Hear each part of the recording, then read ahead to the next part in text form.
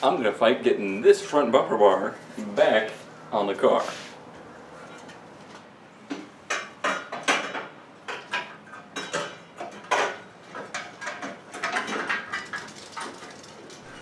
That's great, Cone. Maybe try putting it on the right way now?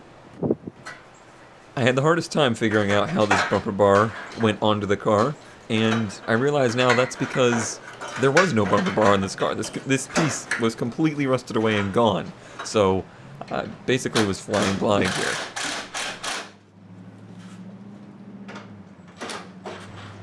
The next logical part to go on is the, vanity plate. I don't really know what to call it. I've never seen the front end of a car have this kind of separated hood to bumper divider like this has. But this needs to go on first. But in order to get the bolts in, actually really just to get it in general, the headlights will need to go up. And of course the battery's flat. So it's the old knob twist. So it's at about this point I realize how incredibly unlikely it is that the front bumper is just gonna mount back in, because this vanity plate that I'm calling it and that bar we installed before, they sandwich the lip of the urethane bumper, and that's what holds it in place and keeps it straight. But no, yeah, I'm sure kicking it is exactly what needed to happen.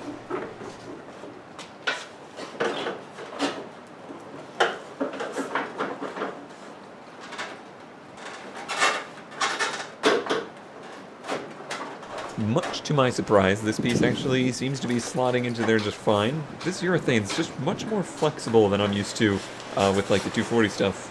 It's kind of interesting to work with.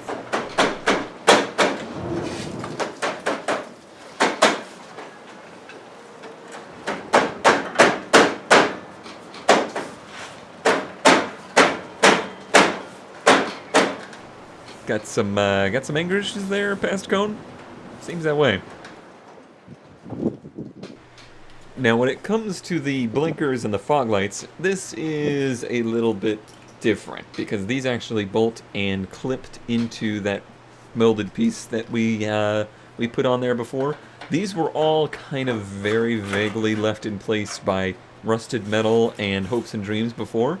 Well, now that there's a piece there, and that piece is, it's not perfect. Not all of the clips are lining up, not all the bolts are lining up, so there's still going to be a lot of hopes and dreams holding these together, but at least the hopes and dreams have a little bit more metal in them. I think the total zip tie count as of now for the front end, including the grille, is 3, which is, by my count, 2 less than it had before, so I'm going to go ahead and call that progress. Or it's not strong enough, the whole thing's going to fall apart. One or the other is true. I'm not sure which.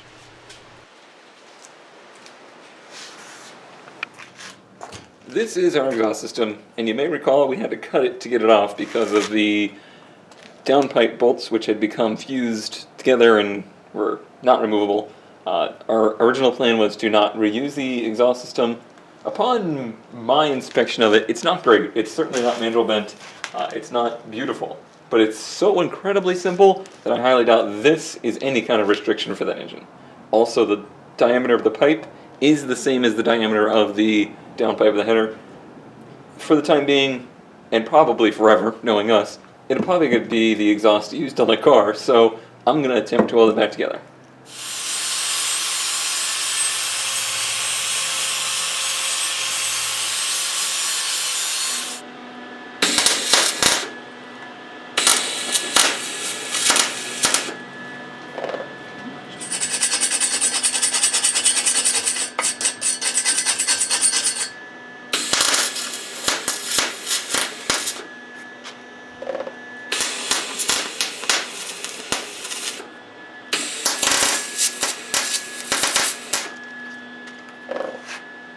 I have to say, I am not at all displeased with that.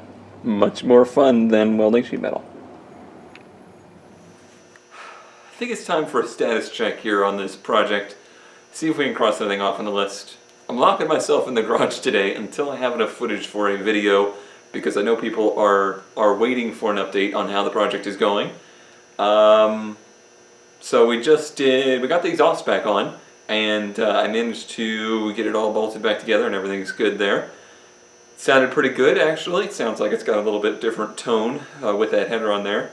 But upon letting it sit there running, it seems to have had an issue crop up with that alternator that we've put on there, high output 7M alternator to replace the 5M alternator.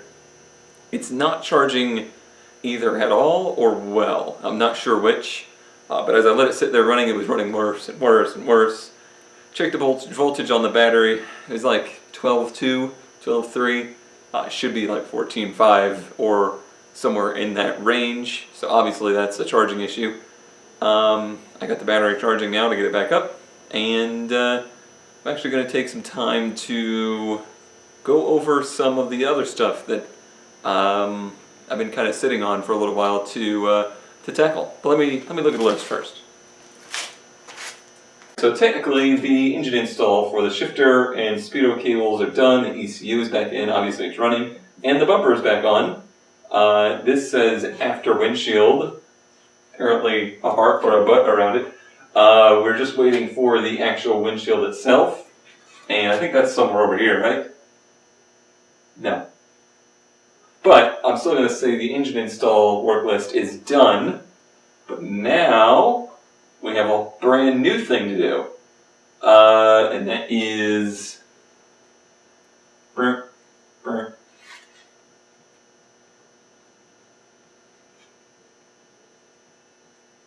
charging issue. So, cooling system revamped, electric fan. That we still have to do. I need to get hardware to install it.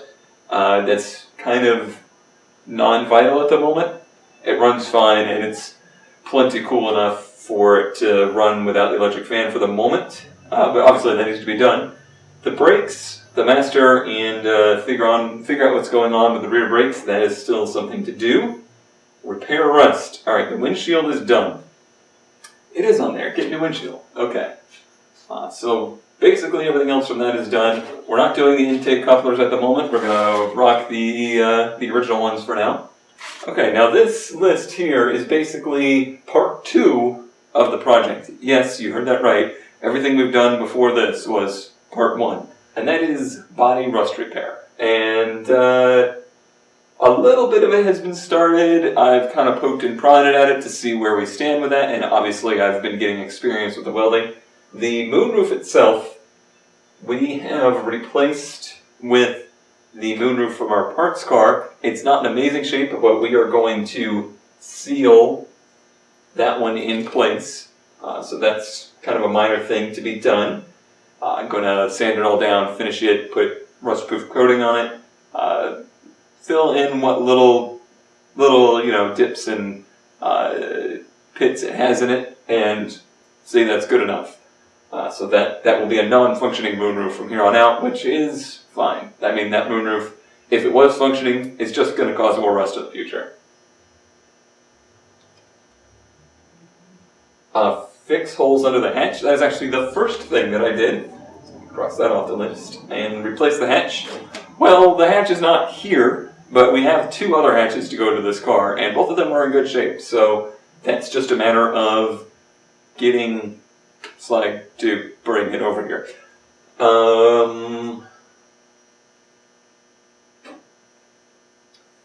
So this is our next big area. So we have, from my eye, 4 major areas of rust that need repair, and they're all kind of related to each other. And the nice part is, none of them are in areas that are tricky. Tricky in that they are extremely visible. So what I'm going to be ending up doing is structural repairs and aesthetics, kind of not a huge deal.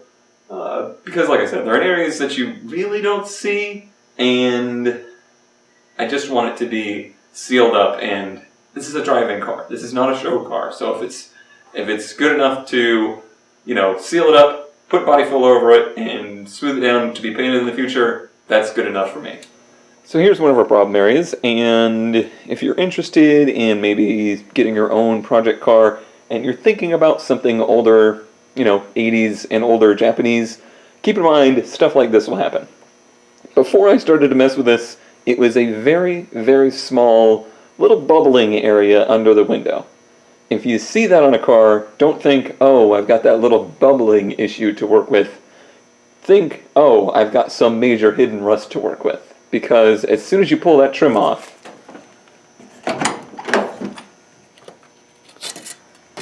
ta-da! That is a major rust hole. Major rust hole. So now I'm going to have to try and remove that quarter window without breaking it and figure out what to do with this. Okay, inside the car we can see vaguely how this window is held in. There's these plates here holding it in, and then I see a layer of shmoo, probably a sealant or window mounting butyl rubber stuff holding it in place. I'm going to remove the brackets and see just how loose it feels, and if we have any hope of getting this thing out. There's something interesting there. Alright, well, let me see what I can do.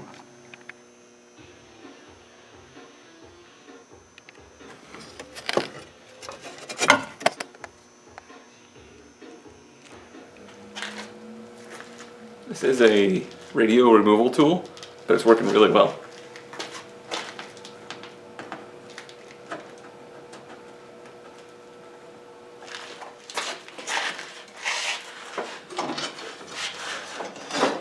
Remember this awful thing from the windshield? Actually works for this. Well, somewhat. Alright, it worked. It worked for a moment. The tab. That's the same thing that was the problem with doing the windshield. As soon as it hits a tab, you're done. You're done!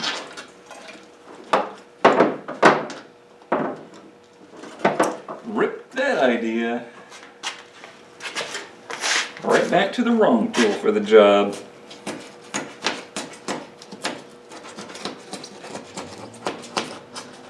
Feels like it's gonna go pretty easily. Methinks.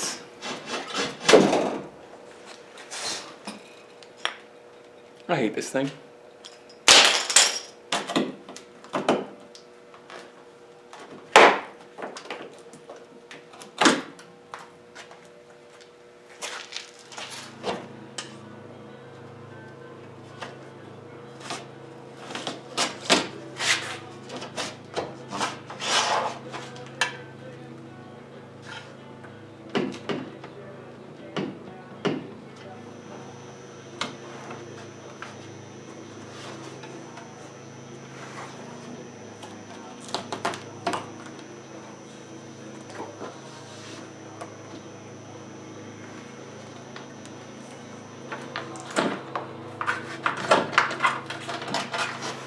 Okay.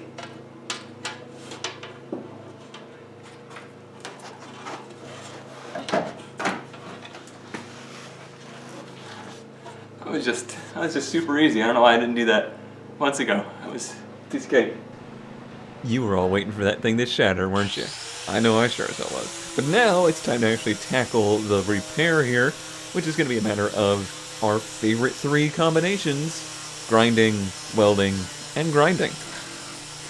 I've been watching our good friend Paul of Paul's Garage do rust repairs on his van, and I've been trying to pick up some tendencies from him. However, he is certainly more detail-oriented in this stuff than I am. I'm vaguely going to mark out what area I'm going to cut, and then make a patch to fit.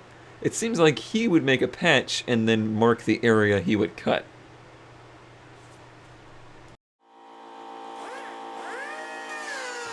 Now, I'm not going to go and say which way is right and which way is wrong. I'm just going to say that so far, every time I've done it this way, I've had a really, really hard time making the patch fit into the hole. So, in the future, I may go ahead and try it the other way. Unfortunately, this is like current cone, and past cone didn't do that. Past cone, he's cutting away at the car right now, so it seems like we're going to have to try and make a patch that fits this hole. Well, I mean, I already know how it turned out. Spoilers. It was a pain in the butt. Cohen's here working on the car. Must be time for everybody to mow their grass. But it is CAD time. So we need to figure out a general shape of a patch And in this case I'm going to do a lipped patch, basically try to make it flush, but I'm going to try and lip at least the bottom edge of it to go under the existing sheet metal, because this is thin sheet metal, and I'll just burn through it in an instant. This is mostly hidden, and certainly a very flat piece that is going to be easy to fill to make it smooth. So I'm more concerned about making this tight and waterproof than I am about making it pretty. So that's why I'm going to try and do a piece that goes under the existing metal. Now I have it small enough to work with. I can push it up against there, and I'm just going to press in around the edges of the cut. That way I can see a general shape of what my cut is and the piece that I need. And yeah, you might be able to vaguely see that it left an imprint, and that should be pretty obvious. Alright, so now to trim it up a bit, so I'm going to try and keep this lip here. You can see we lost a bit of lip, but the interior part of it, it's A, thicker metal, and B, still in good shape. So I really just want to lay this on top of there. Now luckily, the window mounts to the inside of this. This is covered by that trim piece. This here is completely non-structural, but it does need to be sealed. So it needs to be a nice piece here and able to be sealed up so water stops running down. And we're actually getting a little bit of rust down at the bottom of the quarter here, where rust or water has been getting down into the body and pooling at the bottom of the car. So obviously there we've just made a mark on our piece of metal. This is thicker metal than the sheet metal of the car. It's 22, which is pretty thin.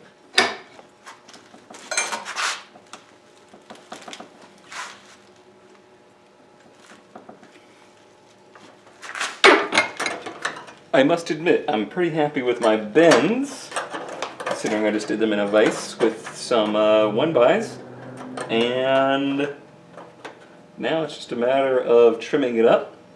Like I said, I want this piece to be under here, and then the other two on the sides to actually just butt up. Okay, so I'm almost there. This top piece is on the lip like I wanted. The bend is there, and the sides are relatively close. This needs a little work, but there is a secret. And the secret is there is access from this from behind. It's not easy to get to. I certainly can't do it on camera, and to be honest, basically from here, none of this is going to be able to be on camera. I'll try, but basically my plan is to tack this in place here, and then get the sides up as much as I can, push them up. I'm going to try and grind this down so it comes up closer. Ooh, don't drop it in there, Cone. Alright, and then get this nice and close, and then I'll be able to weld around the sides of it. That'll be good. It's going to be inset a little bit. It'll be fine. I think it's actually going to be less inset than it looks right now.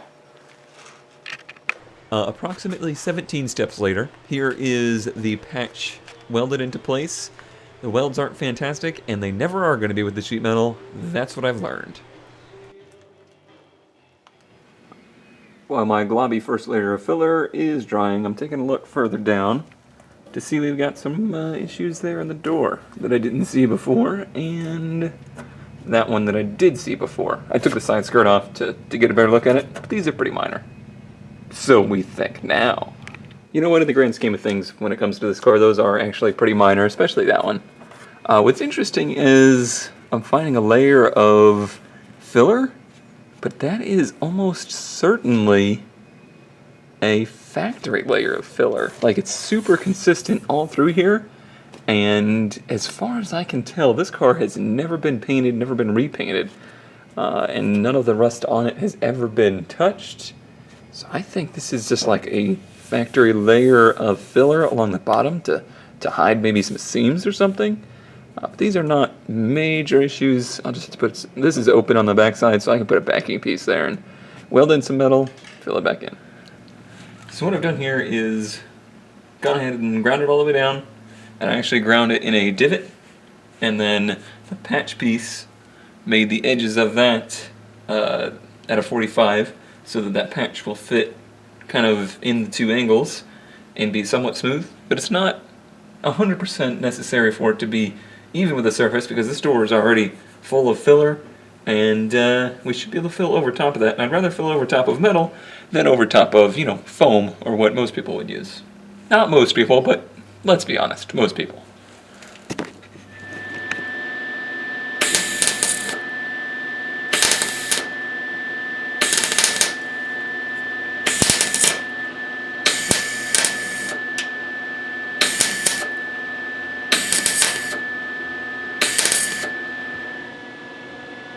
Ready for filler.